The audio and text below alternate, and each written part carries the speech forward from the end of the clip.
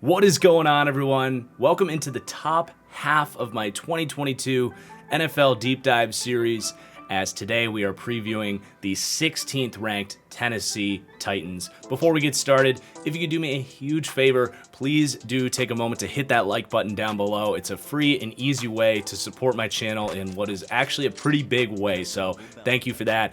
If you enjoy, make sure you subscribe, turn on notifications so you do not miss any of these deep dive team previews as we count down to the number one team in these rankings. But with the Tennessee Titans coming in at number 16, I think this is one of the more fascinating teams to rank in the league because they had the 1 seed in the AFC last year. This is a team that was completely beat up with injuries, yet they defied the odds. They proved many people, myself included, wrong in the regular season, but another rough end in the playoffs. So a team that is, meanwhile, taking maybe 1 step back before they can take 2 steps forward with, I would say, either a youth movement or a retooling here. It's not a full-on rebuild, but certainly a team that is mixing some stuff up, potentially looking to improve the ceiling of this team in the future so that they can get over that hump that's been so difficult for them. So a team that you can't write off because they've defied the odds, but a team that is definitely had a fascinating offseason, and it's going to be a really fun team to really dive in and look at some of the different position battles, some of the young players coming in, and what those players are going to have to do to help this team really exceed expectations again, as they are coming in here 16th, and I don't think that's a particularly controversial ranking of this team either. So in this video, we are going to really recap their offseason. We'll dive into the coach and the scheme breakdown here. Then we'll take a look at the whole roster, rank each position group against the rest of the league. Then we'll take a look at the schedule, their Vegas over-under, and what my win projections are for the Titans. And then we're going to wrap up with an amazing interview I had with my friend James Foster, No Flags Film here on YouTube, does some Titans content, NFL draft, just NFL analysis, you name it. I think you guys are going to really enjoy that conversation. Really smart, knowledgeable dude. Brought a lot of insight here. So, yeah, stick around for that. Great interview. But let's go ahead and get started here with the key departures and additions, recapping this team's offseason. And it's a significant list on both sides of the ball. It's been a while since we had a team with this much turnover here in this series. And obviously, A.J. Brown being the big departure here. That's going to be the big piece that they're going to have to replace. And they're hoping the additions of Treylon Burks and Robert Woods can supplement that a little bit. Also a big name, Julio Jones, leaving, but Julio really wasn't much of a factor. He was pretty good in that playoff game, and of course he signed with Tom frickin' Brady. But yeah, he really wasn't a factor for the Titans last season if you really look at it. So he is a departure, but I mean, Chester Rogers played more snaps at receiver than Julio Jones did last year. But then as you go down the list, just a lot of either key role players or straight up starters from last year. Again, just a lot of shakeup here. So more on the offense. 2 tight ends, Anthony Firkser and MyCole Pruitt, solid players on the way out. On the offensive line, losing 2 starters from last year. David Kessenberry, who was mauling dudes from week 1 last year in the run game. Roger Saffold has been a cornerstone at left guard for this team for a while. He's heading to Buffalo. And then on the defense, starting corner, a veteran, Janoris Jackrabbit Jenkins. You got to mention these linebackers, who they already set in motion this turnover last year with some of their moves. But Jayon Brown, Rashaan Evans, those guys did play a combined about 1,000 snaps last year, so you do have to note that. And then Dane Cruikshank played that sort of critical third safety role for this defense, something they're going to have to replace. So a ton of snaps being lost here, but bringing in a ton of new names as well, including a long list of rookies. So we mentioned Treylon Burks, Robert Woods. Those are going to be their starters, hoping to replace kind of the A.J. Brown, Julio Jones tandem. But they also add Kyle Phillips in the 5th round. Really nice slot wide receiver who I do think will play an impact here. At tight end, they did address and potentially upgraded getting Austin Hooper, Chig Okonkwo, who I even compared to Jonnu Smith coming out, so they addressed the tight end room. Malik Willis getting added to the quarterback room. Do we see him this year? We'll talk about that. And then Hassan Haskins to do some goal line work. The offensive line was mostly ignored with some minor additions here. Jamarco Jones from Seattle, Nicholas Petit-Frere in the 3rd round out of Ohio State. And then on the defense, I do list Zach Cunningham because he was a late addition, barely played for this team last year, but was really good. He's taken over at linebacker full-time now. Caleb Farley, their 1st-round pick from last year, coming back after he unfortunately tore his ACL earlier on in the season. And Roger McCreary, 2nd-round pick, an early 2nd-round pick. So some pretty major additions to the secondary there, especially with those corners. So I don't think you can look at this list and say that they for sure got worse. I think if a lot of these young players hit, you can see them actually having upgraded this offseason, which would be big news for the Titans.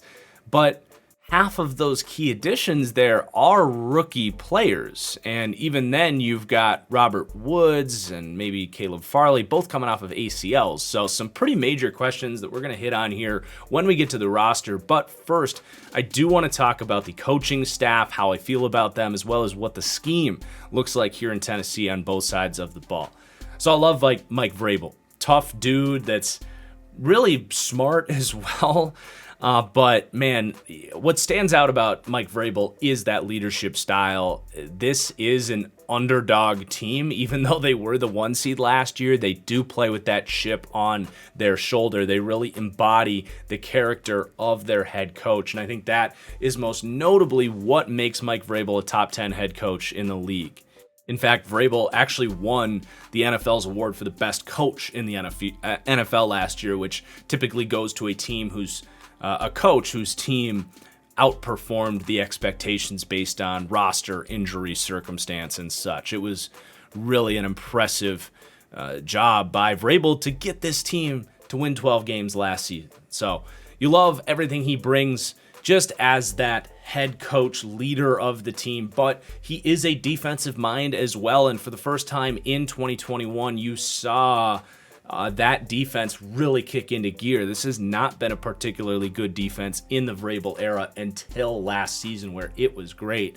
You got to credit Shane Bowen as well, who's essentially a Mike Vrabel extension, as he's mostly just been under Mike Vrabel in his coaching career. But these guys did an excellent job last year, and I do rank them 10th as well for defensive coaching. One more year like they showed last year, and we might start to talk about this Titans staff as one of the premium defensive coaching staffs in the league, whereas right now I think they're trending up and a great coaching staff.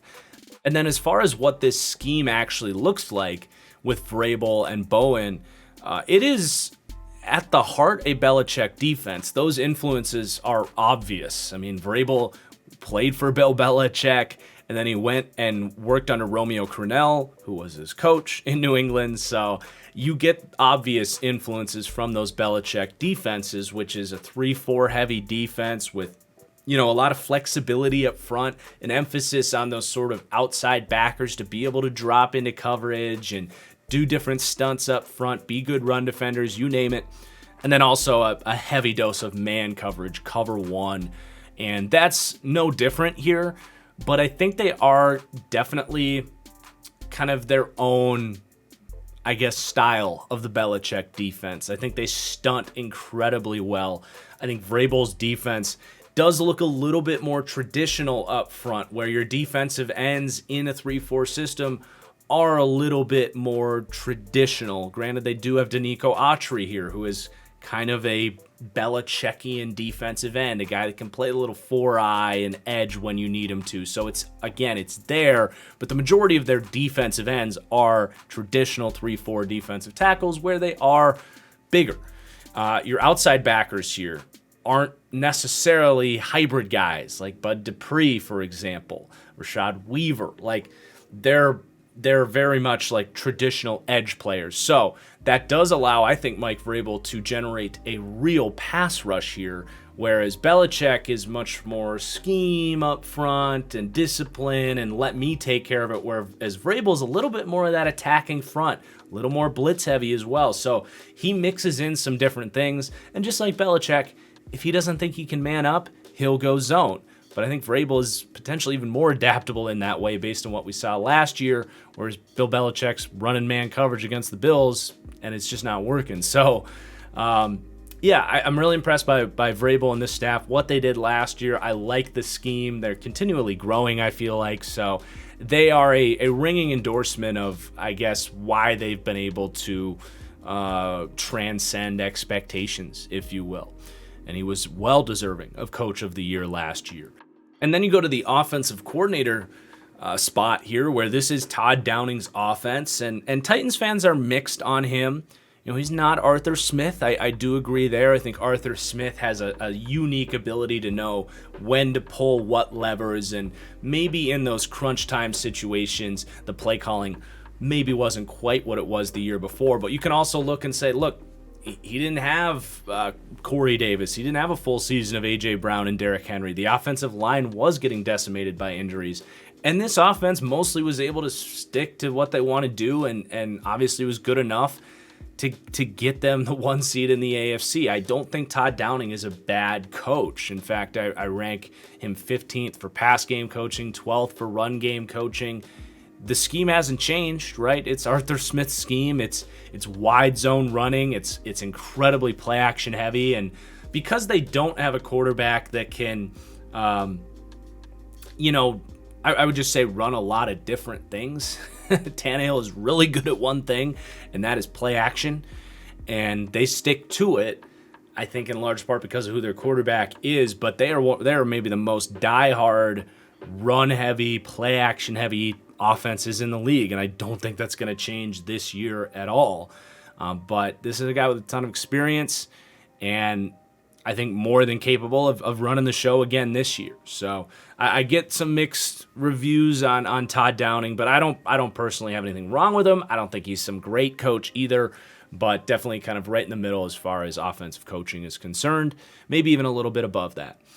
So this roster in very good hands as far as the staff is concerned. Let's talk about the players now. We're going to start on the offensive side of the ball, where they rank 20th for passing game, but 5th for run game. We're going to start more with the passing game here as we start with Ryan Tannehill and this quarterback room, where they rank 16th in the league, smack dab in the middle. I think Ryan Tannehill has taken over as that new Andy Dalton line, where he's too good to just get rid of, but you're kind of hamstrung with him at the same time. And that has been evident in playoff years past, but I think this year was kind of the breaking point of like, all right, when push comes to shove, when we got to go to the drop back passing game and they shut down our run, because that's what playoff football is, 3rd and 6, 3rd and 8, 3rd and 10, Ryan Tannehill just is not a guy that's going to consistently make plays and convert on those situations. Ryan Tannehill is the definition of what I describe as a drop and shoot passer. Really good at reading defenses, strong arm, accurate passer.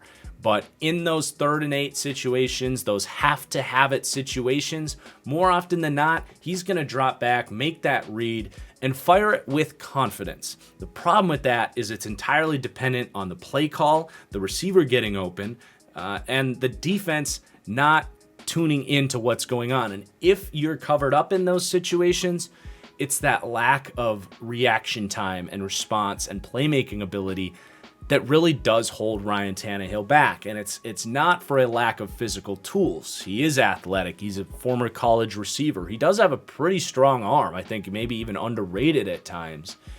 It's just I don't want to say it's a mental thing. It's just something that isn't a part of his game. He's not always comfortable under pressure. He doesn't have that eye in the back of his head trait where if he's getting pressure from the blind side, he'll calmly navigate the pocket and, extend plays and all that stuff. So that's what's missing with him. He is a quarterback you win with, not a quarterback you win because of.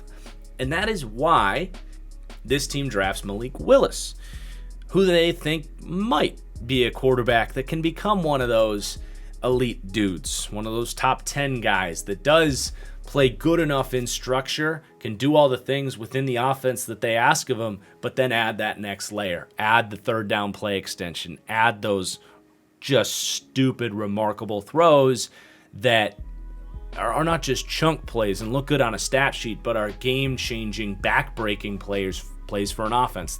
That's stuff that like Patrick Mahomes, Aaron Rodgers, Josh Allen, Justin Herbert, that's what makes them so great, is they'll destroy you if you make a mistake. And Willis has a long way to go. I kind of pre-draft was pushing this idea that we need to really calm down on Malik Willis. Yes, he was the highest upside quarterback in this draft. I never said otherwise, but he was not a first-round prospect, and that played out in the draft. I had a second-round grade on him, and I think getting him in the third was excellent value, and someone in the second round, frankly, should have taken that dice roll on him. So, the Titans are lucky to have gotten him when they did, and I love that they pulled the trigger on him, and he's in a great situation to develop. But it is that development that's necessary there. I have a full 12-minute film breakdown on Malik Willis. If you want to hear me talk more about his specific weaknesses and what he's going to have to work on to reach his potential, I'm going to drop that link right here. I highly encourage you guys to check it out. But just a quick recap: it's scrambling to run, not to throw, not seeing receivers when he does scramble. It's the inability to really read defenses and get through his progressions from inside the pocket. And it's stupid mistakes. It's the Carson Wentz, Jameis Winston stuff where he's throwing effort balls and putting the ball in harm's way. So there's just so much as a passer that he has to develop. But the running ability, the arm talent, and he's pretty accurate as well, which is something that's going to be nice for him to lean on. So love that they got Malik Willis. It's total wait and see. I think it's going to be a 2-year program here personally, where Tannehill's there for the next 2 years. That's what his contract kind of dictates. And then you maybe just go to Malik Willis and see what he can do. So that's the QB room. Logan Whiteside, the backup, and Whiteside might even be the QB2 for this season. We'll see. Kind of similar to what the Packers did with Jordan Love, who was very much a developmental guy as they played Tim Boyle. But that's the quarterback room, smack dab in the middle, 16th. Not going to help them win. Typically not going to be the reason they lose, although Titans fans might argue that Tannehill was the reason they lost in the playoffs last year, which is kind of true. But then the weaponry here, a million question marks. A lot of upside with this group. I don't think it's a bad room, but they rank 23rd. Again, major question marks here with Robert Woods coming off an ACL injury, acquired for a 5th-round pick at 30 years old. So a descending asset here, but the last couple times we've seen Robert Woods, he is kind of the ideal number 2 wide receiver for an offense like this. Was a similar scheme for the Rams where they asked him to run block and then play action, crossing routes, posts, drags. It is his strong suit, the kind of intermediate to deep part of the game where he's physical, he's fast enough to pull away from guys, and a good guy after the catch as well. So a perfect scheme fit. Love the price point to get him for a late round pick. And I think someone that can operate as this team's number 1 wide receiver, maybe give you 80%, 85% of what they had in A.J. Brown last year, while you hope Treylon Burks can become what my college comp for him was in A.J. Brown. So it is a matter of health with Robert Woods. We don't know if he's going to be full go week 1. We don't know if he's going to get back to full speed. So you're just adding a little bit of if there. But back to Treylon Burks. Loved this pick. He was my number 3 wide receiver, a true first-round grade. And I don't love trading away A.J. Brown. I think they're going to regret not just extending A.J. Brown, because the best case scenario for Treylon Burks is he's A.J. Brown in 2 years. You get maybe 1 or 2 cheap years of quote-unquote A.J. Brown, and then you got to pay him anyway. So it's like, just work things out. I don't know if there was something going on behind the scenes, but it did seem like at one of the situations, like Devontae Adams wanted to go. Stephon Diggs wanted to go. Tyreek Hill, I can see where you reach a conclusion that, look, we have Patrick Mahomes, we don't have a bunch of cap space, and he's a speed threat that's getting up there in age. I can see where you reach the conclusion where you just get the picks for him. A.J. Brown is young, in his prime, the identity of this team's offense other than Derrick Henry, like, I just don't get why you don't just pay him. So maybe Titans fans can better explain what happened there. To me, it was just a little bit of the staff saying, you know what, no, it's a receiver, we can replace him, the market's crazy right now. To me, that is a mistake. But if you had to trade A.J. Brown, Treylon Burks was the guy to get back. I mean, his game is A.J. Brown's game. And remember, A.J. Brown fell into the second round. He had identical criticisms that Treylon Burks had as a prospect. It was, well, he's not the sharpest route runner, and he's a little bit too big, and he didn't run the fastest 40 time. But you watch him on tape, he gets open, really strong hands, incredible after the catch, built like a running back, just like A.J. Brown. And even in Treylon Burks' case, the 40 time wasn't as great because I think that first and second step acceleration isn't quite elite because he is so big. You know, running backs oftentimes don't run the best 40 times. Burks, A.J. Brown, 6 foot, 6'2", 220 pounds. Like, these guys are a little bit slower out of a 3-point stance, but their game speed is real. So I do think he's going to be a stud here. And as long as the mental side is there for him and he's going to work at it and develop and play within this scheme, I do think there's a chance that he's a rookie of the year type of receiver who gets 1,000 yards and replaces what they had in A.J. Brown. Most likely it's going to take a couple years before he's A.J. Brown's level, but man, I know I was a little bit critical of the A.J. Brown trade, but I guess I can understand when they looked at Treylon Burks and they were like, we can get that in like a year and not have to pay $25 million for it. So I get that, but then it's like, well, we're also trying to win right now. It's just kind of an interesting conversation, but it is what it is. I think Burks is going to be a really freaking good receiver here for a long time. Behind him, you have Nick Westbrook-Akine, who had to really step in as this team's number 2 wide receiver, and he was like, you know how we say third and Renfro for the Raiders? Like, it was third and Westbrook-Akine here for the Titans. It felt like every week he was making highlight plays, just doing enough to move the sticks and being that intermediate presence and someone that Ryan Tannehill trusted. He's not a great athlete, so I like him as a third wide receiver here. He's an excellent run blocker, buys into that aspect of the offense, so a nice piece to have here. There's much better third wide receivers in the league, but given the scheme, the fact that this team lives in 12 personnel most of the time, especially on early downs, it makes sense for him to be kind of that big slot, which Treylon Burks will do some of that as well. But yeah, he makes a ton of sense within this offense. But they also added Kyle Phillips here in the 5th round, who to me was one of the 3 or 4 most polished receivers in this class. Talk about Hunter Renfrow. That's what Kyle Phillips plays like. And wasn't quite as productive or as big of a name, played at UCLA, not Clemson. But man, his tape is almost identical. And just as I said about Hunter Renfrow, who went in the 5th round, like, why not take this guy in the 3rd round? You know he's going to be one of the better slot receivers, like, within the first 2 years. Just a fluid route runner, has that kind of those instincts to sit down in zone coverage, good hands, quick feet. Like, there's really no reason, if given the opportunity to develop, Kyle Phillips can't and won't be a good 3rd down slot receiver for 11 personnel for this team and improve their drop back passing game.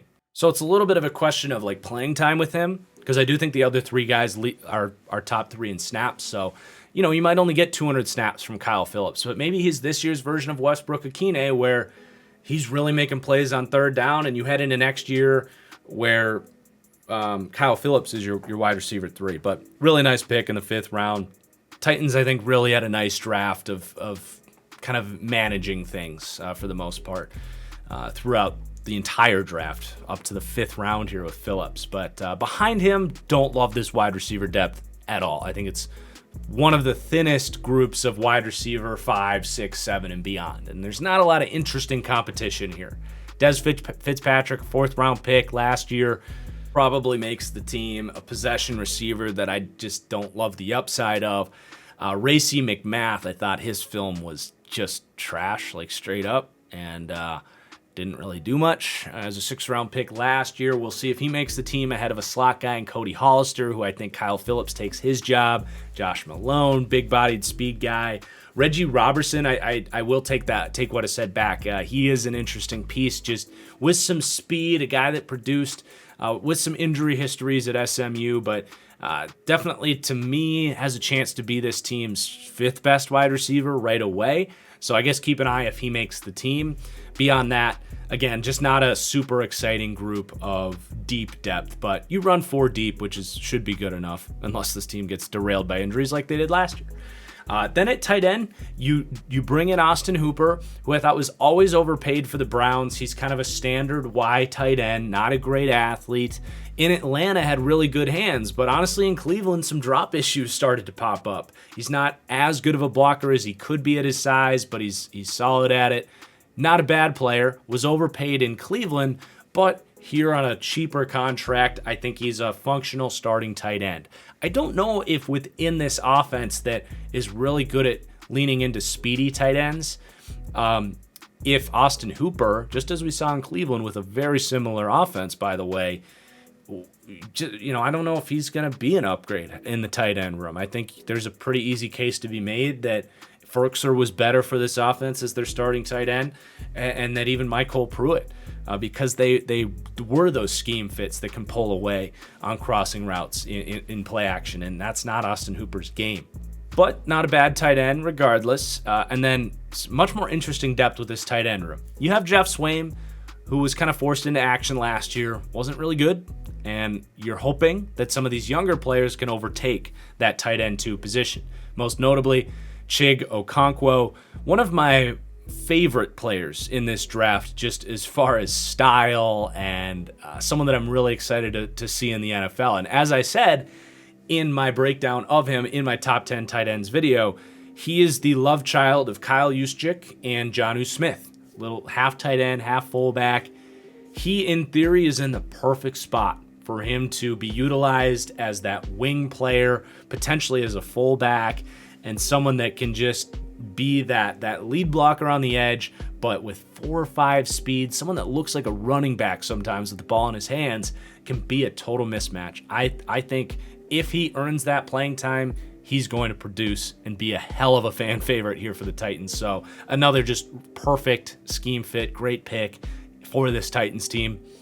You've got Tommy Hudson, kind of another Y tight end, not a whole lot there, but a tough dude, good blocker. And then Briley Moore was one of my guys in the 2021 draft as kind of a 5th, 6th round sleeper. He ends up going undrafted, but someone with a lot of speed, fits this scheme for all the reasons we've talked about. A good run blocker at Kansas State. Unfortunately, looked like he was maybe going to make some noise last year in a tight end room that had opportunities. And he, I think, tore his ACL in the summer. So I was really bummed that happened. This is effectively his rookie season. If he can get back healthy, though, I think there's an opportunity for him to compete. So definitely keeping an eye on him. And then you got kind of one of those international project types in Thomas Adekoya. Not familiar with him. But then at running back, it's really not a good group of receiving backs. It's honestly one of the worst in the league. They lose Jeremy McNichols, who was pretty good for them in years past. But Derrick Henry, the lead back, of course, King Henry. We love Derrick Henry. We're about to talk about his impact in the run game. But in the receiving game, this dude is 250 pounds. He's not a route runner. He has pretty good hands, though. But just honestly, not a shifty guy after the catch, doesn't have that fluid athleticism. There's a reason a lot of the scat backs in the league are 200 pounds, because you can move really well in space. It's not Derrick Henry's fault that he's not a huge impact in the receiving game, but it is a reality here and something that they have to balance. And that's why they really like to have a designated 3rd down receiver like a Jeremy McNichols. Dontrell Hilliard started to take over that role late last season. I was not impressed. It seems he's going to be that guy, but I think you're going to get about an even split there where you have Derrick Henry out there. He's not a huge strength. Hilliard will be out there a lot of third downs, and he can do it. He can handle it, but he's about as close to a replacement level running back for third downs as you'll find. Potentially, Trenton Cannon can be that guy, a guy with a lot of theoretical upside with speed, but has never reached it. But honestly, I don't love what they're getting in the check down game and the screen game and all that stuff. It's not a major red flag, but it's worth noting. But let's flip now to discuss these running backs as actual runners, where they are going to rank second in the league. Derrick Henry, I do think, has been overtaken by someone in this division, just because Henry's 29. He got hurt for the first time. But full speed, full health Derrick Henry, if you want to rank him first, I'm not going to sit here and argue with you. But regardless, he is an elite impact on this team. Not only is he a productive runner who's going to churn out yardage and get 25 carries a game, oftentimes over 100 yards, but it's the way he impacts the game. I've talked a little bit about how it's one thing to be a consistent runner and a good running back. It's another thing to be a running back who, when you get a well-blocked run, you're getting a back-breaking 60-plus yard touchdown. And there's only so many backs in the league who can do that, and Derrick Henry does it better than anybody. So the Titans know that. It's why they run him into the ground 25, sometimes 30 times a game, because they know one of these has a good likelihood of being a well-blocked run. And if he can get into that second level, it's the equivalent of Patrick Mahomes dropping back, hitting Tyreek Hill on a 70-yard crossing route, and getting that big chunk play touchdown. So that's unique here in Tennessee. And then you pair his size and the fact that he seems to wear on defenses as the game goes on. Trying to tackle this guy 30 times a game is exhausting for linebackers and safeties. So that is the identity of their offense, and they were missing that for half of the year last year. And honestly, when he came back for the playoffs, I didn't see the same juice. And you hope, obviously he was just fresh off an injury, but I'm just saying you hope at 29 years old you can get him back. It's not a guarantee, but I'm not terribly worried about it for this year. But I do think they're looking down the road and saying, there's a reality here where Derrick Henry is getting up there in age, and they're going to have to adapt and find new ways to win. But as long as he's here, he's an elite impact on the run game. Now, ironically, I've said this for years and years and years, and I think Titans fans have slowly realized it throughout time.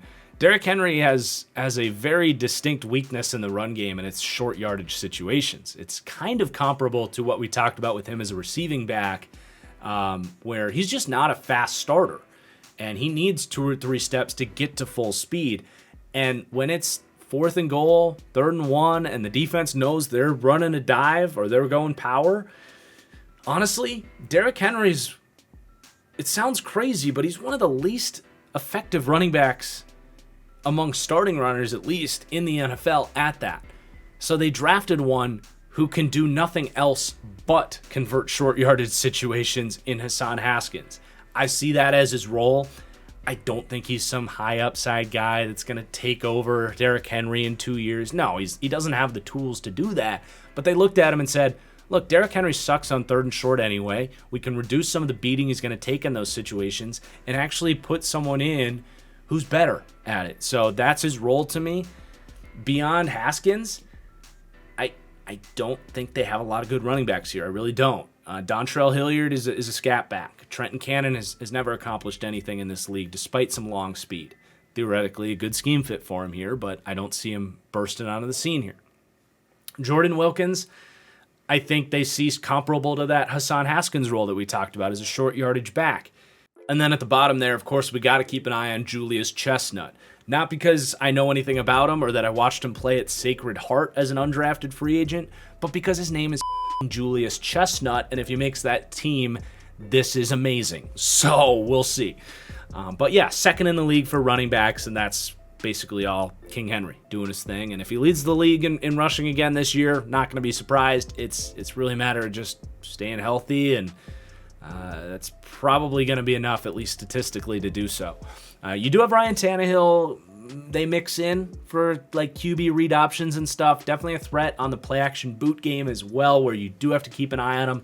It prevents those backside unblocked defenders from really crashing down and stopping Derrick Henry. So they do play off each other well, and that does add as a complement to the run game. Tying for 9th in the league for that regard. And then, of course, if and when Malik Willis gets out there, he's going to start as one of the 5 best rushing threats at quarterback in the league. And they might run some packages with him. We'll just have to wait and see. But running is no question for Malik Willis. He can break tackles. He's got speed. He's going to be a run threat in his own right. It's in some ways similar to Kyle Shanahan wanting to get Trey Lance into the mix for their kind of run-heavy offense. So we'll just have to wait and see how much of an impact he can make, but he'd be in the top 5 for a QB run multiplier if he were full-time start. And then before we talk about the offensive line, I do want to allude to the skill blocking here. So you have Austin Hooper. He's a capable starting blocking tight end. I think that's maybe what they like most about him.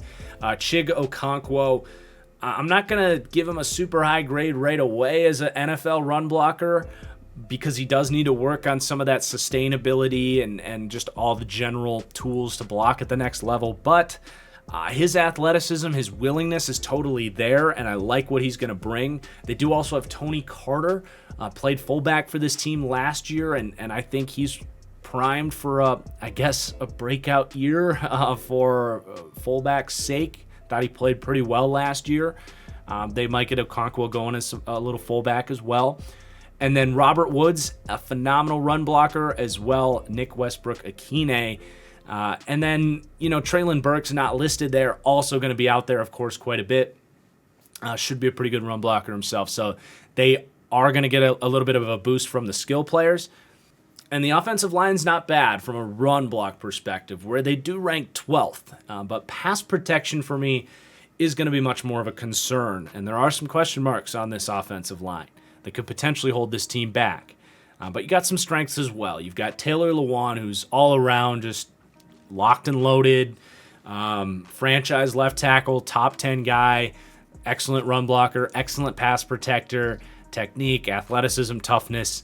You name it. He's got it all. Although he does miss 3 to 5 games a year pretty consistently. So that's something you wish he can just get through a whole year. Because the tackle depth stinks here, which is something we'll talk about. But as long as he's in here, you got to rock at left tackle. Then at left guard, it's the opposite. Jamarco Jones, who has basically done nothing in the NFL. He was a kind of notable day 3 pick for the Seahawks, who was potentially going to win a starting job there early on in his career, but tore his ACL and had a big setback. He has played, I think, like 500 or 600 snaps in his career. He hasn't been a train wreck, but he's never won a starting job. And this is just kind of his second opportunity on a new team. They signed him to kind of an interesting contract where he made a notable amount of money.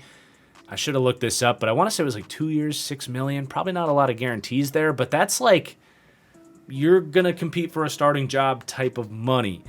And right now he is running with the ones at left guard. And he's going to be in a little bit of a competition with Aaron Brewer, who started a lot of games for this team last year. So for now, I do think it's Jamarco Jones. I am strangely confident that he's going to play pretty well there. I don't have any great reason to say that. Sometimes linemen just take time to get there. I guess I trust this staff. They've done a good job with sort of out-of-nowhere offensive linemen, and Jones does have the tools. He played at Ohio State, a guy with tackle experience, just entirely unproven. So I guess I won't be surprised if he turns into a decent starting guard, but we just cannot predict that based on what we've seen from him. I think we might as well talk about Aaron Brewer now, because I do think this is a straight-up competition. I don't think you're locking in either of these guys. Look, Brewer's tough. He's athletic, and that plays into his as a strength in the run game to a certain degree. There is a lack of play strength there and ability to truly latch and move people, though. But as a pass protector, he's an utter liability. It's not just that he's got shorter arms and he gets overwhelmed by power, but he's not even all that polished with his footwork either. He's like 285 pounds. He's just not an NFL offensive lineman. It's like when you were in high school, if you were a smaller school and you had to play someone that was like 215 pounds at guard, like that's what this is at an NFL level. It's not reliable. So I think they look at Jamarco Jones and say, you're a real NFL lineman, and we're going to let you roll with it. But it's no guarantee. Then you got Ben Jones at center, another rock. Man stayed healthy last year, and he's just a totally like solid center. Even better as a run blocker. He's just a meathead and a pile driver, athletic dude who can run these wide zones. They basically chose to keep him over Roger Saffold, and that's a tough decision to make, but Ben Jones had the better year last year, and he's awesome. So you feel very good about your center position. Right guard, you feel pretty dang good too, with Nate Davis, who's a really nice run blocker, a super athlete, and just gets that easy leverage right away. He's got the tenacity and the strength, perfect for a wide zone blocking scheme like this. So he's an asset there. He's a big reason, though, that their run blocking is so much higher and their pass blocking is a lot lower, because he has not been a good pass protector. He was really struggled with that in his technique coming out and has continued to struggle with it. He does lose to longer pass rushers, and he loses to quicker pass rushers as well. He did start to improve last year. He does have all of the upside to be a competent pass protecting guard, but that tape has not been existent in the NFL quite yet. I think he will continue to get marginally better, but it might continue to be just average at best or worse. Then at right tackle, Dylan Radins, who was a good second-round pick, not a like super athlete or the strongest guy in the world, but is athletic. I don't want to say he can't move. He definitely can get out on those wide zones and do everything they ask in this run game, seal the edge and all that. But in pass protection, just not a ton of play strength, which does, I think, show up in his run blocking as well. But really when it comes to his anchor and grip strength, something that as a rookie, I do think prohibited him from getting on the field. They were going with Questenberry there last year. But he has the upside. I think in year two that it makes sense that his development path, they're really buying into his ability to be out there and to start. And I think he can handle it. Just a balanced player that unfortunately couldn't really win the job last year when they were hoping he could. And you have to note that, but I'm definitely not writing him off yet either, especially given this team's ability to develop these offensive linemen. So it's an interesting group. I think they're going to be perfectly fine with what they want to do in the run game, but I certainly don't think this group is going to help Ryan Tannehill's issues on like 3rd and long. And I think there's going to be a lot of times this year where they're going to the drop back passing game. Tannehill's getting pressure, and he's not a quarterback that's going to handle that pressure all that well. So it is a major question mark for this team. It might be the biggest, being the pass protection and Ryan Tannehill's ability in the true drop back passing game. As far as the depth is concerned, of course, we already talked about Aaron Brewer. Between him and Jamarco Jones, I think you're getting competent depth. And if Jamarco Jones doesn't win the guard spot, maybe he's your best backup tackle. So you might have some flexibility for Jamarco Jones to be a swing tackle. But beyond that, they draft Nicholas Petit-Frere in the 3rd round.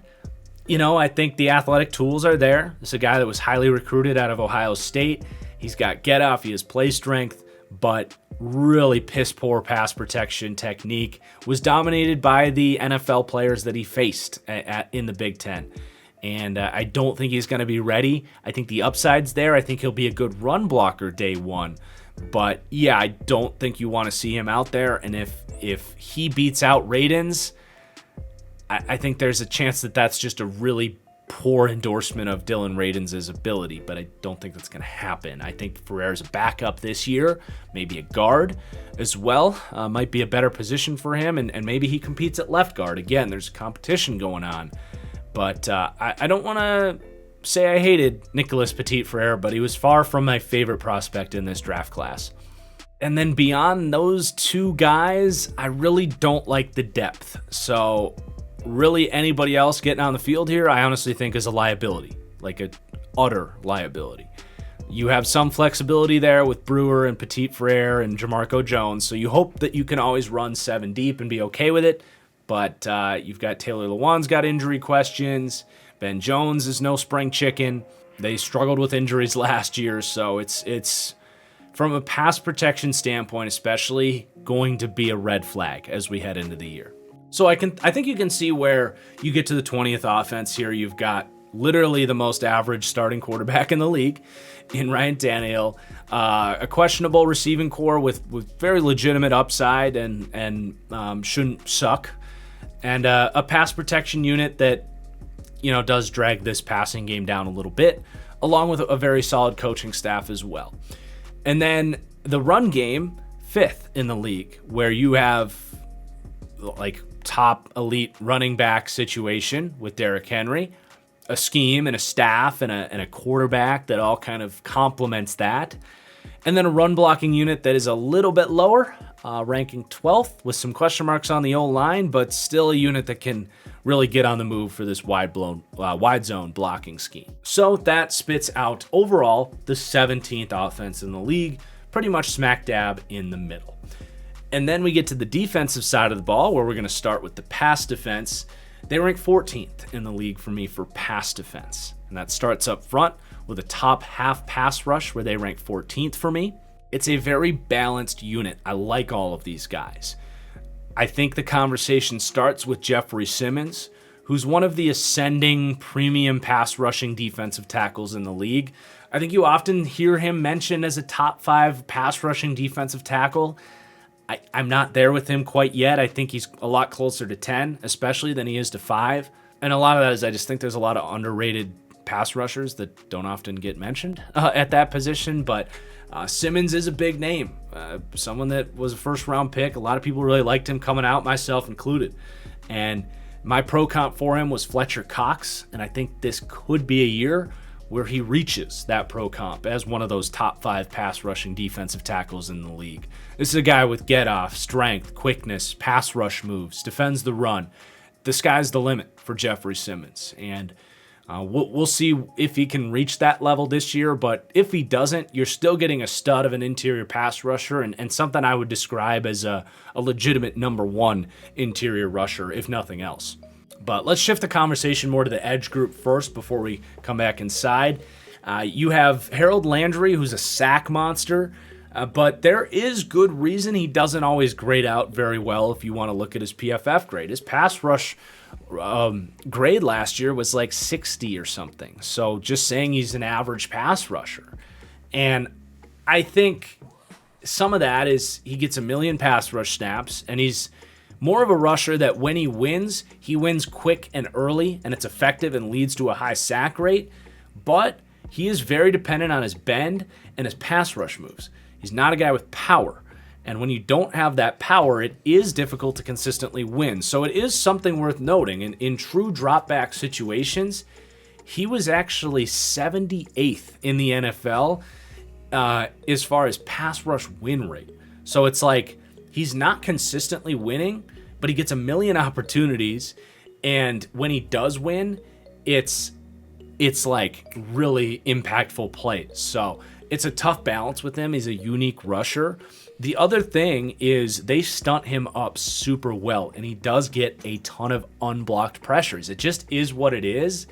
But part of that is he is so quick off the ball and bendy. So he is like the perfect stunt man. So again, a very unique conversation with Harold Landry. I'm a big fan of him. But there is good reason, despite his sack totals, that he's not mentioned as like this top 10 edge rusher. And I don't think he's a true number 1 guy either. I think he's best as sort of this, I don't want to call him scheme dependent, but versatile sort of complementary piece is what I would call him. Then you have Bud Dupree, who's kind of the opposite, along with Danico Autry.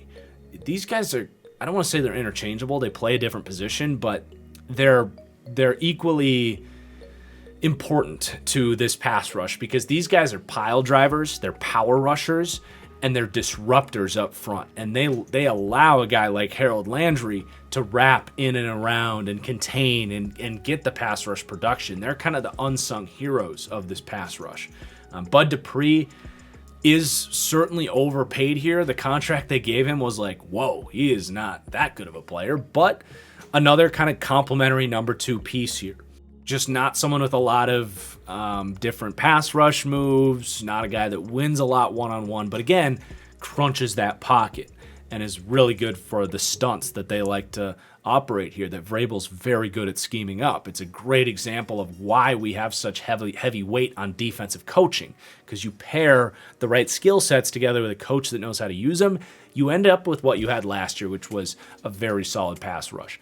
And then Danico Autry plays his role as well as that kind of disruptive, slicing defensive end, if you will. He's a guy that'll play anything from 3-tech to 5-tech. And he doesn't just have a bull rush. He's not just a pocket pusher for Harold Landry.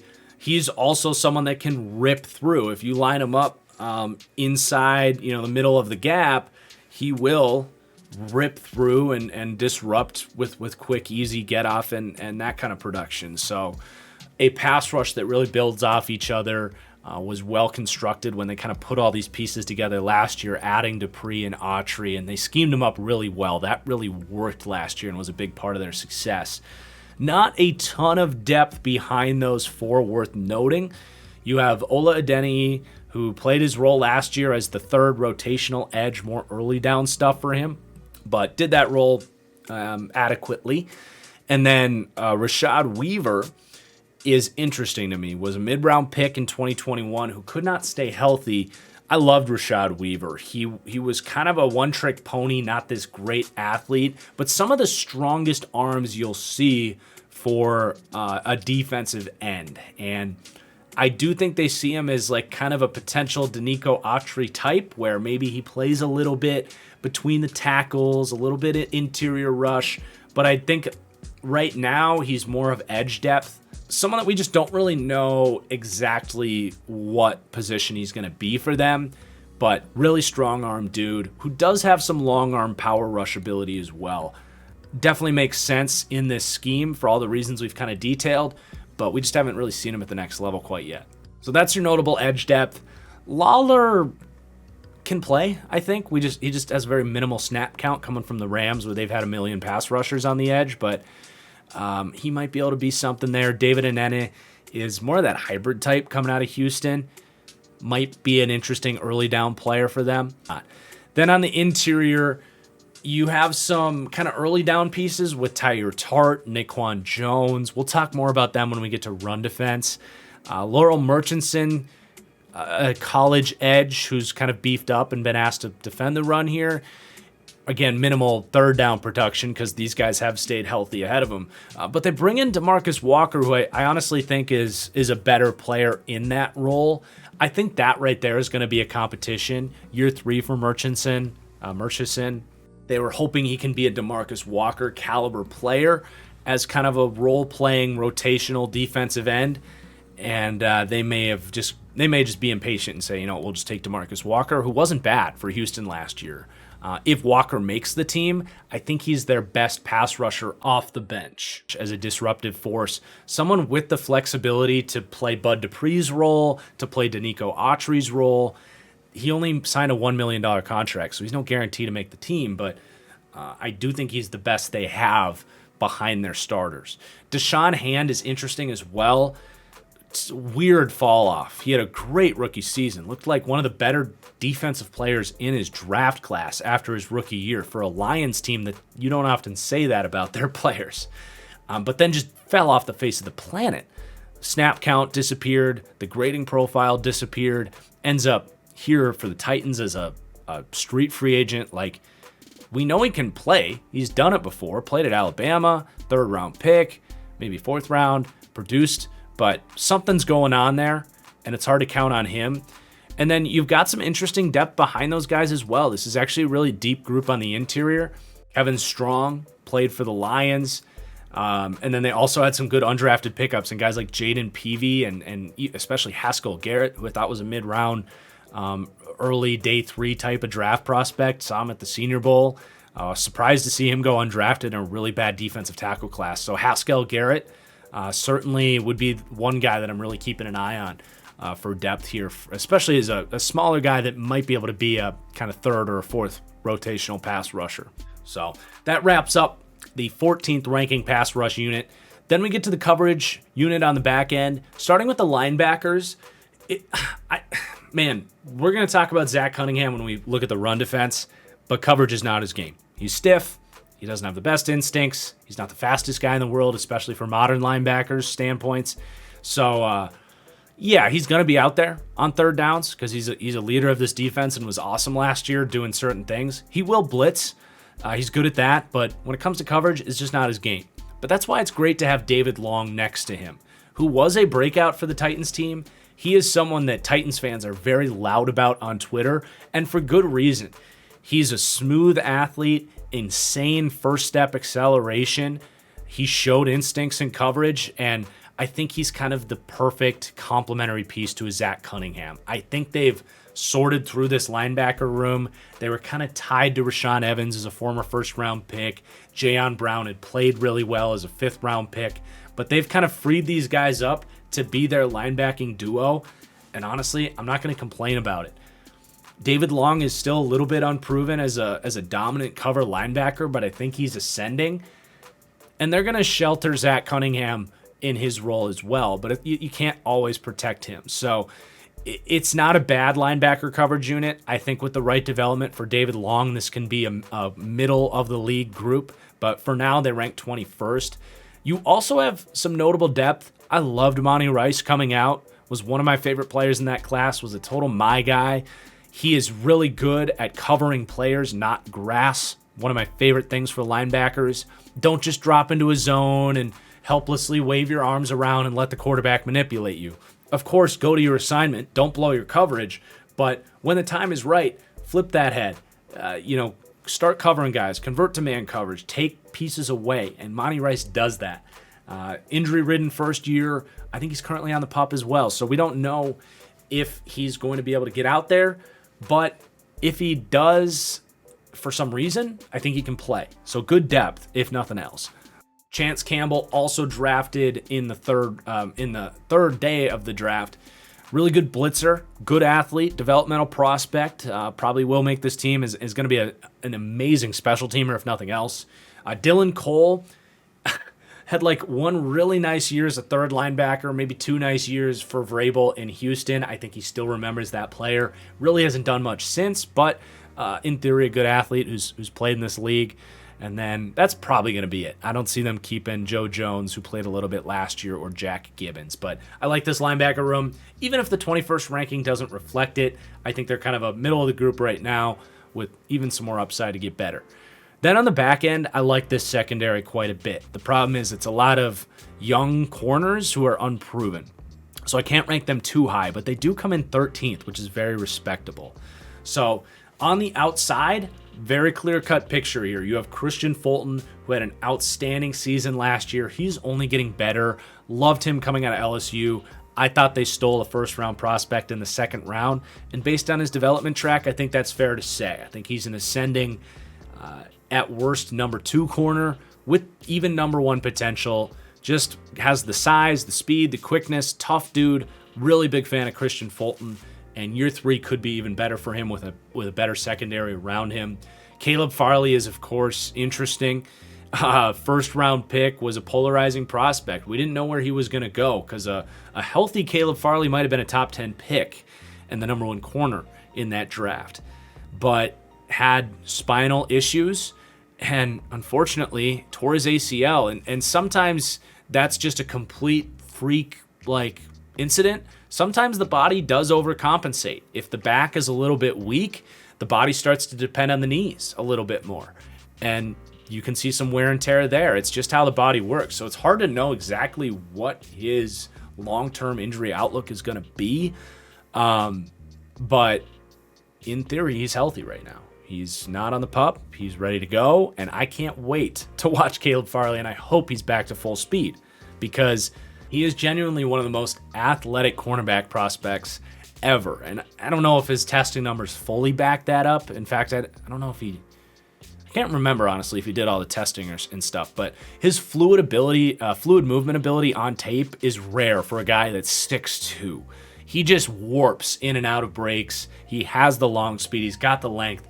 he quite literally has the upside of a Jalen Ramsey type of corner. So you hope he can stay healthy and start to really ascend here. There's no evidence that he cannot play when he's healthy. So it's a big if.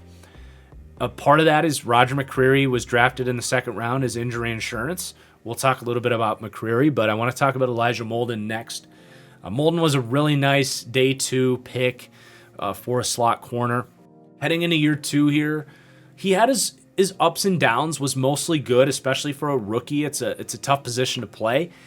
Just a super heady player, a lot of quickness, definitely profiles as a true slot player. The one thing about Molden is he's not the fastest guy. And I do think he's best in zone coverage, using that zone IQ, the ball hawking ability, getting a half step on the quarterback with his eyes on the quarterback. And the reality is the Titans really do like to be able to go to man coverage when they want to. And I don't think that's ever going to be Molden's strength. It's very similar to when they had Desmond King here. And I told Titans fans, he'll be solid for you, but he's not going to be what he was in a zone-heavy defense. I feel similarly about Elijah Molden, and I said the same thing when they drafted him. So, I don't mind him as your slot corner. I don't think he's a true strength for this defense either. And I'll spoil a point that James makes in our interview that, if Farley can stay healthy, ideally McCreary can take over as the slot corner, and Elijah Molden can be that third safety, that Dane Cruikshank role, where he's going to still play 400 snaps for this defense in dime packages, and he's ideal for that role as just a do-it-all defensive back. So I do think that's their plan, is to start him in the slot and expect pretty solid play, but they spent significant draft capital on Roger McCreary here, who I do think has the upside to be a legitimate, high-end starting slot corner in the league. He played exclusively as basically a press man perimeter corner at Auburn, and he did it really freaking well. His press technique, his man technique is as good as it gets. This guy knows how to run man coverage, and they, obviously, the Titans, Belichick background, they wanted that skill set in the building. Just someone that can day one play man, not have to worry about it. And he did it against some of the best receivers in the class. Jahan Dotson, Jamison Williams, all that stuff. Problem is he's got really short arm length, and that does limit your ability to consistently press at a high level and to be a disruptive corner, especially on the outside. So a lot of these shorter guys with shorter arm length do get profiled into the slot. And I think that, again, might be the long-term projection for him. Gonna have to learn how to play zone coverage that he never did at Auburn, and gonna have to learn how to play in the slot because he didn't do that at Auburn. So again, that's why I think Elijah Molden starts, but the Roger McCreary pick was not insignificant. This was basically a first-round pick for them, early second round, and I think he's gonna be gunning for Elijah Molden's job, and he might have to do that as a gunner on special teams, but anyway, it's a really exciting group of 4 young corners that are going to grow together, but all these guys, other than Fulton, are rather unproven. You do have, to me, at least a top 5 safety duo, if not top 3. There's a lot of good safety duos in the league right now, but this is a damn good one, and really flexible group who can do everything for them, and it allows them to disguise their fronts, to not worry about pre-snap motion, because you're happy with either Hooker or Byard as your free safety, and you're happy with either as your strong safety.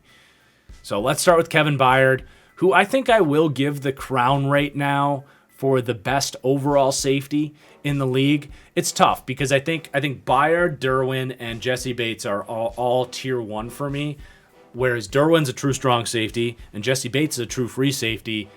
I don't think Byard's as good as a strong as Derwin is. I don't think he's good as a free as Jesse Bates, but he's at the top 3, I think, as both a cover safety and a run defending safety. So this dude's a monster. He's got range. He can go man to man. Is a really nice asset for him. He'll come down in the box. He'll tackle, take on blocks.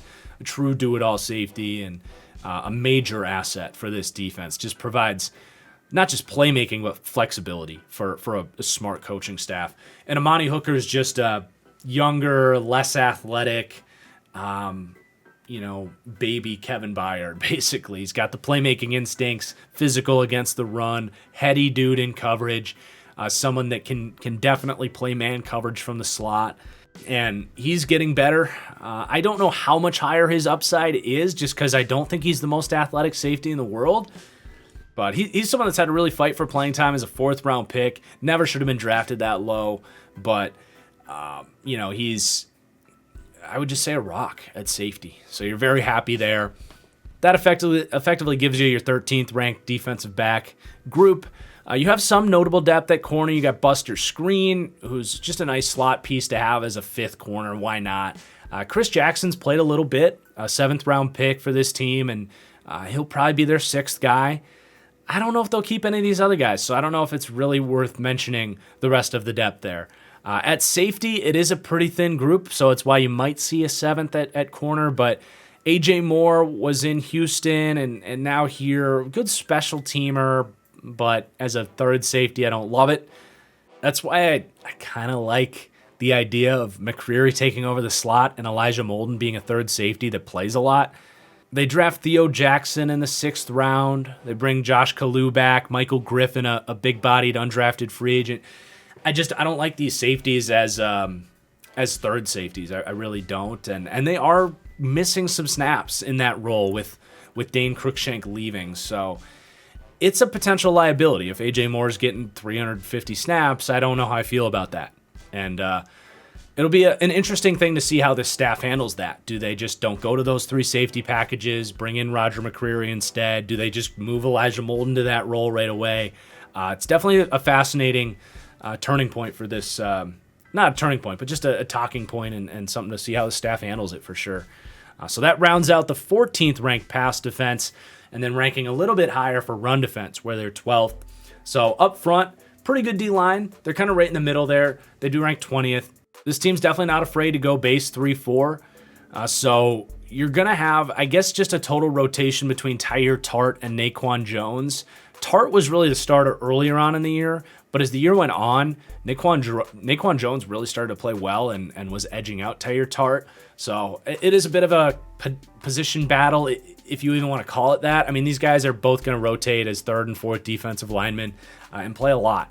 But I do think Naquan Jones is trending towards being kind of their 3rd starter, if you will, in base defense, because he is a true nose tackle. He's well over 320 pounds. He's listed at like 340. I don't know if he's that heavy for sure, but I was impressed by a little bit of what we saw from him, and I think they might look at him and say, you can actually play nose a little bit more consistently than Tyre Tart, who's only like 300 pounds.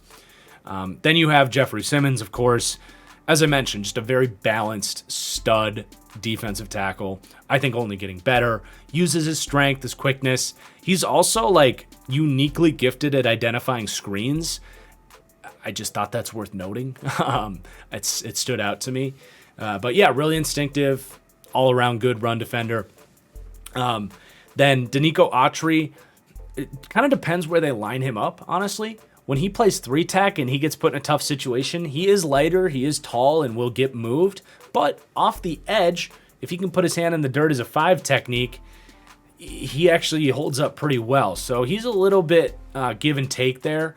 And then on the edge, both guys pretty good, I would just say. Harold Landry has kind of that quick, elusive style as a run defender, whereas Bud Dupree is much more like hands in your chest and gap discipline. But both guys do a good job to contain the edge. As far as the depth is concerned, we talked about Tyre Tart on the inside. We've got that competition kind of between Murchison and DeMarcus Walker. Both guys, to me, would be as that sort of Danico Autry role in this run defense. One of those guys, I think, will make this team and be an early down rotational piece to allow Danico Autry to focus on pass rushing, which is his biggest strength. And then just a really fascinating group of guys competing for roster spots behind that. Big year for Deshaun Hand, who's been falling off the face of the earth. Kevin Strong has played decent snaps in this league, and I like those undrafted guys they picked up, especially Haskell Garrett. So I do think the interior is going to be better this year than it was last year, with Naquan Jones ascending, bringing in DeMarcus Walker, and nice competition behind that. I will mention some of the other edge depth as well. Ola Adeniji, Played his role again as an early down kind of replacement level rotational edge guy. Nice fun, low, probably undrafted 6th, 7th round pick type of dude. Rashad Weaver's the guy I really got to keep your eye on here. Like, again, in college, this dude shedded blocks like he was taking candy from a baby. And he's had kind of a rough start to his NFL career. We don't know everything we're going to get from him. We don't know what role he's going to play either. But if he's got the buy-in in the run game, I think he could actually be a legitimate asset for early down work, someone that relieves guys like Bud Dupree and Danico Autry even, and could be a piece that improves this run defense, more to like the 16th level. Like, I think he has that type of upside. It's just been a rough start to his career.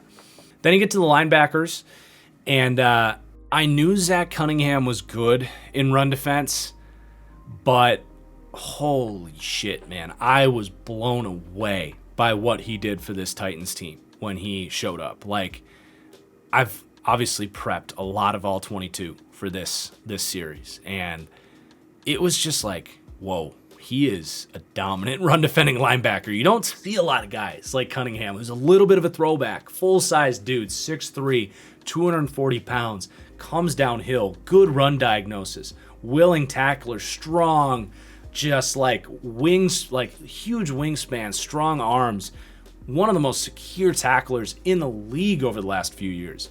Had a little bit of a drop-off in his last years for the Texans, but he was still grading out well. And I don't like to put too much stock in PFF run defense grade, but he graded out in the 90s as a Titan last year. And again, I just kind of dismissed it, I think, because when I watched it on tape, I was like, oh man, this dude's dominant. So I think he's a top 5 run defending linebacker just himself. And I didn't expect to say that as I was prepping for this. And they picked him up off the street. So, like, huge asset there for run defense. Kind of bridges the gap, honestly. They ranked 20th for D-line run defense. Good coaching staff as well, but 6th for linebacker run defense. David Long is growing. He's not bad at it. He is just a smaller guy. And as kind of a weak side guy, he's a nice compliment. He doesn't have to always take on blocks because Cunningham's willing to do that. And he's a nice number 2 and could continue to get better and make this one of the best run defending linebacking duos in the league. I mean, it already is, but it could be like top 3 if David Long, continues to prove out his worth. Monty Rice, not the best run defender as a depth piece, more of a coverage guy. Campbell has upside in that regard. So similarly to the coverage, I like this linebacker room, but they're even much better as run defenders than they are in coverage with that Zach Cunningham impact. Then for the D-backs, kind of right in the middle for me. These corners I'm not really worried about, but none of these guys are like notably great run defenders or they're just unproven. Elijah Molden is a little bit smaller, not the strongest guy, so as a slot guy, I do think it's a little bit of a question mark for the defense as a whole, but it is what it is. He does have the toughness and the willingness, so he's not a liability. He's just not an enforcer. He's not K1 Williams or anything like that. It is helped by these safeties, though. These guys can both rotate up and down. They're both north of 200 pounds, both willing to take on blocks, and they're both going to come downhill and be secure tacklers. I think from a run defense perspective, you don't see a lot of safety duos with this much positional flexibility and as much of a strength in all-around run defense, whether it's, I guess, just the combination of taking on blocks and being secure tacklers. It's a really nice duo there, so it does help to have those safeties behind you. The only other depth worth noting is, Buster Screen is good corner depth from the slot, and Chris Jackson has been a total tryhard as a perimeter corner when he's gotten chances to play. So when he's out there, he will defend that outside edge.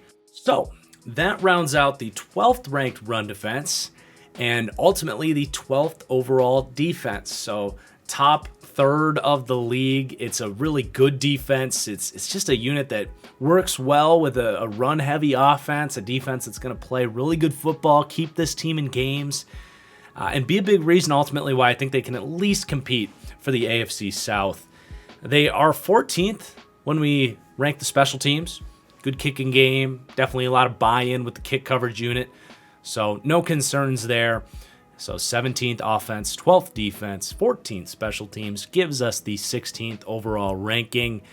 And now, before we get to our interview with James, let's look at this team's schedule, their Vegas over-under.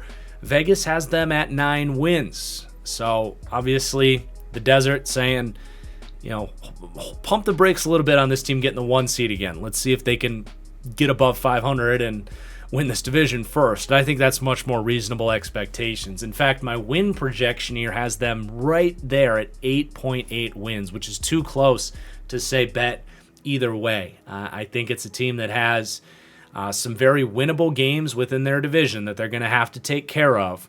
A team that drew some pretty unfortunate draws, getting virtually impossible wins at Buffalo, at Green Bay, at Kansas City, at the Chargers.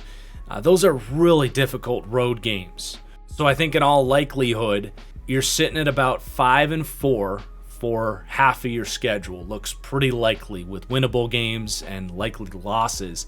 And then it's just tough, competitive games where they're going to have to, get the right side of the coin. They're going to have to get the right calls. It's going to be really close. I definitely see this as a competitive team that's going to be in the mix until the very end, especially with 3 of those 5 winnable games coming at the end of the season. Jacksonville, Houston, at Jacksonville. I think this is also a team that showed that they're not a team you necessarily want to bet against, even if their preseason outlook here isn't super optimistic. This could be a 10-11 win team for sure, again. And it's definitely going to be a fun season to watch because I think they are going to be scrappy and just kind of a little bit up and down and right in the mix, and definitely a team no one's going to want to play, even if they end up falling short. So that gives you the 16th ranked team in the league in a nutshell. But don't go anywhere. We've got an awesome interview with James Foster here of No Flags Film, and let's get into that. And now I'm thrilled to welcome into the Titans Deep Dive my good friend James Foster. James is making some sweet YouTube content, draft-related, Titans-related, you name it, on No Flags Film on YouTube. He's also got some new stuff around the horizon here that can't quite be announced yet, but Titans fans will love his stuff, and thanks for coming on, man. How you doing? I'm doing great. Thank you for having me. This deep dive series is great content every summer that I look forward to, so I'm happy to be a part of it. Yeah, let's get into it, have some fun. I wanted to start by asking you kind of what your expectations are for the Titans this year. They're obviously in kind of this weird freaking window where they kind of want to win. They're kind of taking a step back. What are your expectations for this year as far as maybe the division and beyond? And beyond that, what do you think the general fan expectation is? Like, do you think they're going to be pissed if this team doesn't make the playoffs this year, or is it a little more tempered with kind of their approach? Yeah, I've never seen a fan base more like down bad, as the kids say, than the Titans fan base after that loss to Cincinnati. Just in terms, like, not really even anger, just in terms of apathy. With the football season kind of starting back, the fan engagement and like energy has kicked back up a little bit. But yeah, their hand was really forced when AJ Brown kind of forced his way out of town, and they were forced to kind of take a step away from the iteration of the team that they had been since Ryan Tannehill took over, which was legitimate Super Bowl competitor, and kind of enter into more of a competitive rebuild. So I think whereas last season it was more of like a Super Bowl or bust mentality for the Titans, this year is going to be more about winning the division. I think that's the expectations. I don't really expect them to be legitimate Super Bowl contenders. Obviously, anything can happen, but I think you're looking at a 10-7. I still haven't gotten used to the new 17 game schedule, but I think a wild card. I don't expect them to be the number 1 seed in this AFC. Yeah, that would certainly be a surprise. This is so tough because this team literally was the 1 seed in the AFC last year. I think that's easy to forget. So it's definitely kind of a tough pill to swallow. And I know as someone that is constantly interacting with the fans, and I've definitely had some back and forth with Titans fans specifically, it's going to be an interesting year. Like if they are doing well again, if we just resume like Super Bowl expectations, but I don't personally think so. Yeah, if there's one thing that Titans fans love, I've learned this. They love when they're winning, but people still have them low in power rankings. That's if you're like a content creator and you want Titans fans to click on your stuff, just do that. I've definitely learned that. Not intentionally, but anyway. I want to talk a little bit about some of these position battles we got going on. There's kind of two on the offensive line, left guard and right tackle. Where do you think they end up landing there? Who's kind of the front runner right now, and who do you think wins those two position battles? I think at left guard, the front runner is Aaron Brewer over Jamarco Jones. Jones, I remember watching some of his tape when the Titans signed him. Wasn't very impressed with him. He's kind of a lengthy, like swing interior tackle type of guy. Played really limited snaps in Seattle. Aaron Brewer is one of the smallest offensive linemen in the league. And because of that, he can do things at the second level that a lot of offensive linemen outside of like Jason Kelsey can't even do, just because, I mean, he's listed at 270 pounds. I think he plays around 285, 290. So run blocking, I think that they'll really like what Aaron Brewer can do for their wide zone. But in pass pro, he's just a liability, and it's kind of something where there's not that much that he can do about it, because you look at him against Cameron Hayward, for example, and it's just a complete mismatch. Even his wins are kind of rough to watch, just because he's so undersized. And so I think for him, it's kind of like, do you put on more weight and lose that athleticism, or do you kind of just, stay with your shtick of being the undersized swing interior guy? But yeah, I would predict Aaron Brewer gets the start there. And then at right tackle, I think Dylan Radins most likely is going to be the starter week 1 at least. The Titans don't really tell us anything. People were trying to figure out what position Dylan Radins was playing for like a year, and then they finally said that it was right tackle. And so people kind of expect that he'll be the starter. He's gotten very limited playing time and hasn't looked that good. But I really liked him as a prospect. I think he has a lot of talent. So I'm just about putting it together. Yeah, it was definitely a disappointing rookie seasons for Radins. And I mean, a big part of that was, what was the guy at left tackle that was just balling out last year? I'm trying to dig it up right now. tackle, David Quessenberry.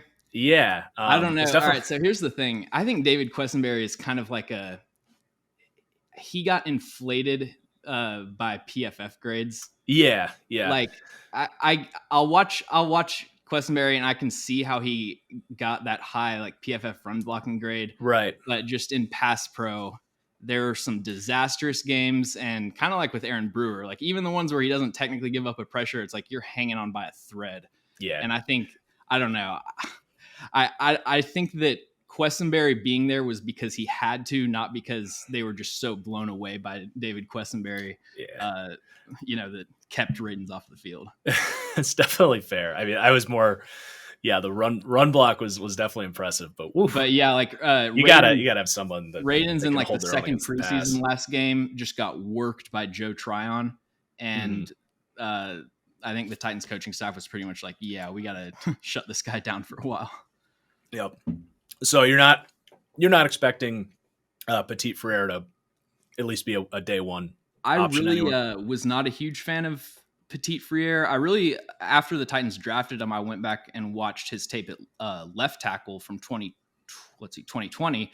And that was really impressive. I mean, he pretty much shut down Will Anderson.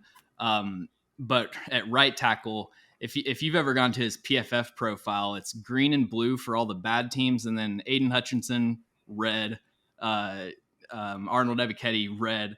Like NPF basically just kind of cleaned up on the weak competition, and then gave up a ton of sacks to the best competition that he faced. So I don't really view him as being NFL ready, like to start week 1. He's to me just more of a developmental project. And so I think that my guess would be that Radins gets the start at right tackle.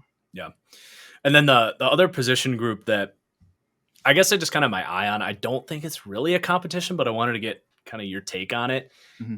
I mean, they draft in the second round, they take Roger McCreary, who's a total man-to-man dude, and definitely profiles as a slot guy, just as a smaller player. And I mean, that was a heavy investment. That was top 40, was it, for Roger McCreary? I Yeah. think it was the 34th or 35th pick because it was like Did they right at not the move up beginning for of. him? No, I think when they traded back with Traylon Burks, they got like the 33rd pick, and then they traded back a few maybe. But yeah, it was Okay. early 30s. Yeah. So do you think they might take Molden off the field, or is he strictly a dime corner in year one? Yeah, What do you think? that's the biggest question by far.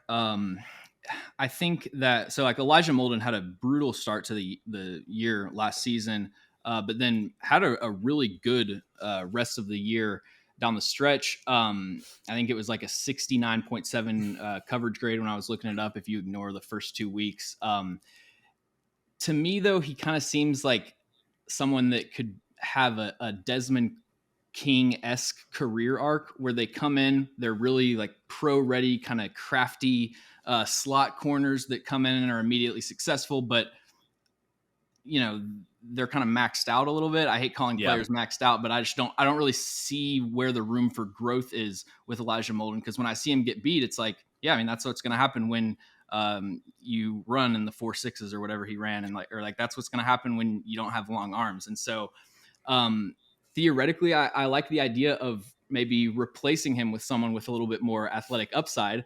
They went in the different direction of like saying like, hey, could we maybe find someone with shorter arms? And they got Roger McCreary. Yeah. So I don't love that idea of, I am a big arm length proponent for the secondary, but Mm-hmm. I think day one, Elijah Molden is the starting slot corner in nickel. And I think throughout the season, they will eventually, this is my prediction, I think they'll try to move McCreary into that slot role and then move Molden to be more of like a dime Safety star, kind type. of like third safety, because they run, they had Dane Cruikshank last year as the third safety to defend like tight ends versus 3x1. I think Molden could do that. He's a really good run defender despite his size. So I think Molden's the type of player that you can really find a role for him anywhere. He played safety in college, so I don't worry about him getting on the field. And I do think that McCreary is the more talented player, so the priority should be putting McCreary where he plays best, and then Molden's kind of a guy that you can fill in the gaps of your defense. Yeah, I like that. And it's funny you brought up Desmond King. I have a different thought on that. Like when they signed Desmond King a year ago, I was like, don't get your hopes up too much because he's just not a man guy. And the Titans are very man heavy. So like it does make sense that they maybe see Elijah Molden as, I don't want to say a long-term replacement at safety because you love what you have in Hooker, but those guys are pretty similar. So maybe you get options there or a dime safety, as you said. And then that makes it more sense that you spend that top pick on McCreary because you spend that high of an asset, you're hoping he becomes like a full-time starter, and there's not a clear path for it right now. Right. The And other I guys think aren't going anywhere. I think McCreary's also Caleb Farley insurance, just in case, the health can't get over the health thing, can't get on the field, or he's just flat out awful. Yeah. And because, he's a guy that can play outside. Well, that brings me to my next question. I want to kind of see where you're at with some of these different health situations. There is a number of players that have, I guess, medical red checks that they need to clear. So Caleb Farley was on my list. Is he kind of good to go right now, or where's he at? Yeah, the Titans treat injury news like nuclear launch codes. So pretty hard pressed to get updates on there. But Caleb Farley, Robert Woods, Rashad Weaver, all the guys that had serious injuries, none of them were on the PUP list, which is good news. And really the back issue with Caleb Farley was not a problem last year. Right. Haven't really heard anything about the back since he got drafted. Just came in, gave up about 9 catches, and then tore his ACL. It's like, all right, see you next year. Yeah. But I mean, Christian Fulton had that kind of season the year before, and then, just did not look comfortable on the field, struggled with injuries. Next year was, ready to go from the jump. And so that could be the case with Caleb Farley. Yeah. This is going to be a fun year. It's like we have an already exciting rookie corner class.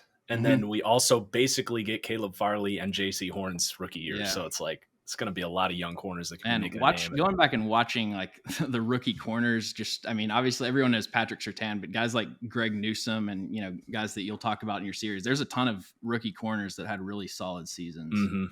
For sure.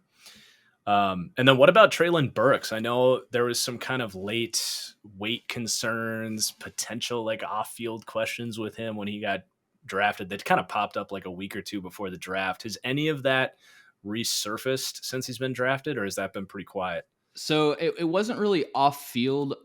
He just basically came to OTAs and wasn't in good enough shape to be on the field very much at all. And there was this whole like speculation about whether or not he had asthma. I think he does. I can't remember if that was confirmed or not. But on the Athletic Football Show the other day, Diana Rossini actually said that he had lost weight and that he was like, they were completely happy with his progress. So, unless that's just fluff, I would expect Traylon Burks to be ready to go. That makes me happy because like I was a big Burks fan. I think it was 3 for me. And like there's all these pictures of him out hunting and stuff. I'm like, well, he's probably just out celebrating, eating a bunch of venison and drinking beer, shows up a little bit out of shape. And like, there's nothing off the field or anything that really suggested. I think he was just like, you know what, I'm going to have a little fun before I get to the NFL. And maybe it was a little bit out of shape for OTAs. After Isaiah Wilson, anytime a first round pick is not just like an absolute choir boy, it's like, oh my God, he's about to drop a mixtape. Here we go. Oh boy. What was your takeaway with the change in offensive coordinator in year 1 with Todd Downing? Did you feel anything different, kind of really dialed in, or were you impressed? Were you unimpressed? What did you think of Todd Downing's year 1? Yeah, I think Todd Downing is kind of just a middling offensive coordinator, and like that just is what it is. And he tried to come in and replicate the Arthur Smith offense. If you look at like play action tendencies, under center versus shotgun, all those kind of things, they were almost identical from 2020 to 2021. So really just tried to copy and paste that offense, but he didn't really have the timing and feel for how to set things up that Arthur Smith did. There was a big play that like I did a video on from the Cincinnati game where maybe third quarter. So the Titans run wide zone, so they don't really run very many RPOs because most RPOs are gap. And the only RPO that they really run is just a bubble screen check, like to the twin side. And they did that in the Bengals game. Mike Hilton comes on a slot blitz, tips it, almost intercepts it. If I saw that as an offensive coordinator, and like I'm doing what I say you should never do, which is assume that you could do their job better. But anyways, if I'm an offensive coordinator, I would see that and be like, oh shit, they are on to us. Like, scrap that. But then they run it the next drive after this huge run. Mike Hilton, same slot blitz, doesn't even run at the quarterback, just runs to the path of the ball because he knows exactly what play was coming. So like that's an example of just kind of little things that Arthur Smith was so good at doing or avoiding in that case, and that Todd Downing kind of struggled with. But in terms of philosophy, the only real notable difference is they ran 12 personnel about 10% less frequently. They were first in the NFL last season and like middle of the league this year. I don't know if that's a philosophical difference or just based on the fact that your tight end 1 was Jeff Swaim. I think it's kind of dangerous to draw sweeping conclusions about play callers from one season because you never know how they would call a game if like how they'd like to do things. So with Austin Hooper, Chig Okonkwo, and then Jeff Swaim is tight end 2 or 3. That's where I think we'll get another good kind of data point to see what the Todd Downing offense will be compared to Arthur Smith. Yeah, cool. All right. You get to place 2 bets on 2 breakout players for the Titans. Right. 1 on each side of the ball. Who are you picking? All right. So offense, I'm going Nate Davis. Kind of actually probably not something that a lot of fans would say, but he, after week 12, when he fully recovered from COVID and his injury, like if you just watch those last 7 games of the season, that's the best stretch of Nate Davis football that I've ever watched. And I've watched every snap that he's played. And so I just think like the way that he ended the year, the fact that it's a contract year for him, to me, he's someone that could kind of shock. And I mean, there's no offensive line stats, but someone that could kind of shock and get like a PFF grade in the 80s and then get a big contract. That's basically the only way for linemen to do it. Is the grades well, and then you start talking about like if it was a receiver, I'd be like, he could shock and have 800 yards, but I don't know. It's either that or Brandon Thorne starts talking you up. Those are like the two options for offensive line breakouts. And then defensively, there's a lot of guys that I could decide between. Like David Long, Christian Fulton, Amani Hooker, those are all guys that I like a lot. But I'm going to say Jeffrey Simmons because I still think that he has another tier that he can break out into. I think I saw one of the lists had him as the second best defensive lineman in the NFL. I don't agree with that. When you've got Chris Jones and the Washington guy that I'm drawing a blank on, I think he's kind of in that next tier of like DeForest Buckner, Vita Vea, and I think that he has the potential to take another step up and start having like 90 pressures, actually be a step below Aaron Donald, like a Fletcher Cox in his prime, which was exactly my comp for him coming up.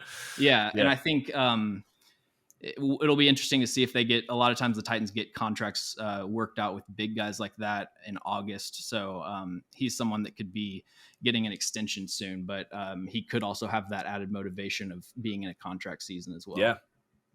Yeah. I think those are two great answers.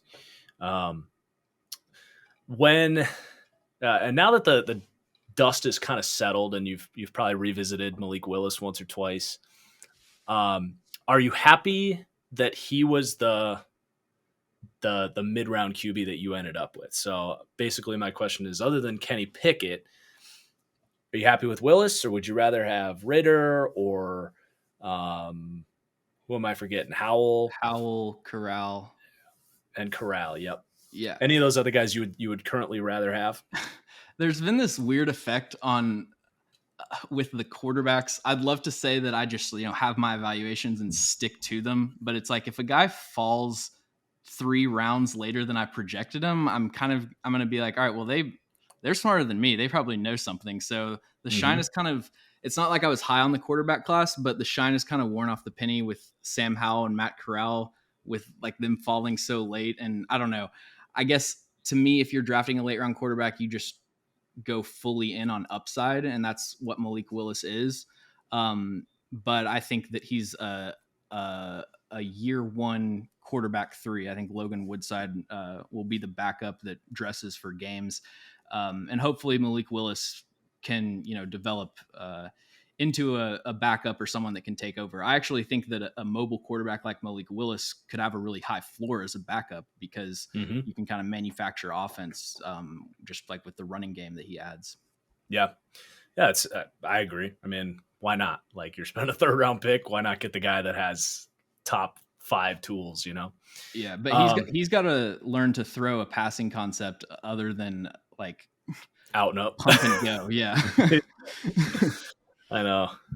All right, so we're gonna wrap up. I'm gonna throw to you my rankings from this video, and I want you to react too high, too low, or just right. I'm not gonna do every single one, but some of the ones that I felt were more interesting for this team. So I think I know your answer for this one, but QB 16th. Okay, so I went out and ranked all the quarterbacks. Didn't do the quarterback rooms, but I had Ryan Tannehill as the 15th best quarterback. So that's pretty valid to me. So did you have him above Kirk, Matt Ryan? I had Kirk above him. I had Matt Ryan above him. I had Derek Carr above him. Who else is in that range? I'm pulling it up right now. So you had him 15th. Let's see. Oh, sure. Did you not do Watson? No, I had Watson in there. Unless I used a tier maker, unless the tier maker was like missing someone, but I don't think it so. was. So you have Derek Carr. Yeah. above him. Derek Lamar, Carr. Lamar above Dak, him. Yeah. Kyler. Kyler above him. Yeah.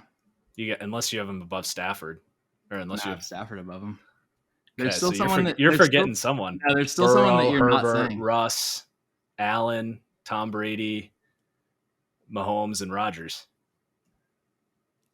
Yeah, maybe You it'll come forgot to me. someone. I must have forgot someone. Yeah. All right. So you're I guess saying I just do right. agree. Yeah. Yeah. Okay. Yeah, I think he is the Andy Dalton line right now. I think that's pretty obvious. I think probably what happened is that I like was deciding between him and Kirk Cousins, and I probably just put him over Kirk Cousins last minute. Gotcha. All right, weaponry, which includes tight end and receiving backs, 22nd. So weaponry is that doesn't include like running backs or anything. Like It for the includes running what? game. It's just passing weapons. Correct. It does not Okay. include run game. I think that might be a little bit too high. I could see them getting as high as like kind of 17th or whatever. The fact that there's the unknown with Robert Woods coming off the injury, the unknown with Treylon Burks being a rookie and just not really having guys that Ryan Tannehill has produced with. I think I would be a little bit lower on the weapons probably. Yeah, I think that's a fair answer. I actually looked at that and I was like, that's pretty optimistic for Burks and Woods to stay healthy. But it's kind of like, when you do the rankings, and I hear you say it all the time, it's like this might be the low end, or like you could easily see them doing like this. Yeah, it's hard to rank it when you've got guys that you're projecting development for and projecting regression for. So yeah. All right. Pass block 27th. Correct. Yeah. Okay. Run block 12th. That could also be too high. I think I could see their run game being 12th, but I don't know that the blocking would be that high for me. Okay. So are you worried about maybe Radens' run block? Yeah, I think Ben Jones is really good. Run block 12th. Yeah, I think it's probably Nate Davis right. is It's probably monster. right in that range. The thing with it's weird because the Titans' offensive line for the past few years has never really graded out that well as run blockers. You never watch them, and they don't have any of these like Trent Williams guys that are just mauling dudes all the time. They just kind of get one block on one play, and then Derrick Henry busts one. Yeah, that's true. It's not a ton of just meticulous, well blocked runs. Yeah, if you watch they have the right guys with the traits that like if you get everything, it's to sync together on the one play. It's like you said. Yeah. So offense as a whole, 17th. I would. 17th is. I would probably have I would probably have them at 22nd. Okay. All right, and then defensively, for defensive coaching, I have them 10th. 10th. Yeah, I think that Vrabel and Bowen did a great job last year, but there are a lot of great established like defensive coaches in the league. So yeah, that's pretty good. That's exactly it. I said that and I sent it to you. I was like, man, that sounds low, but when I look at it, like I guess the only guys ahead of them that I'd maybe change would be like Miami, but I feel pretty good about that regime carrying over, and Chicago, but I just love Matt Eberflus so much that it's tough. Yeah, Mike Vrabel, if you're looking at Mike Vrabel as kind of the philosophical mastermind of the defense, he's really only had one really good defense since he took over. The defenses back with Dean Pease were always solid, but they ranked around in the 20th, and then really bad defense last season or 2 years ago. So I think that if he can, it's about repeated success. Yeah, I agree. All right. Pass rush 14th. Pass rush. Yeah. I think 14th is the wild card there would be, like I said, Jeffrey Simmons taking that next step. It's weird with their pass rush because they get the pass rush in a way that I don't think is that sustainable, running so many stunts, because you're relying on the offensive line making mistakes instead of just winning as a pass rusher.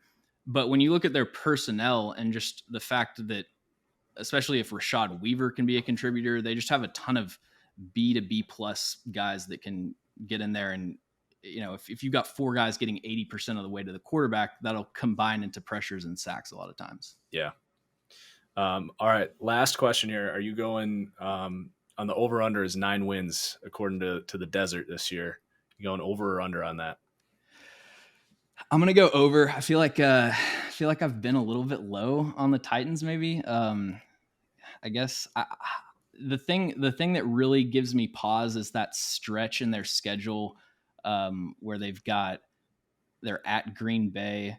They've got just like 4 brutal games right in a row. If I can pull it up.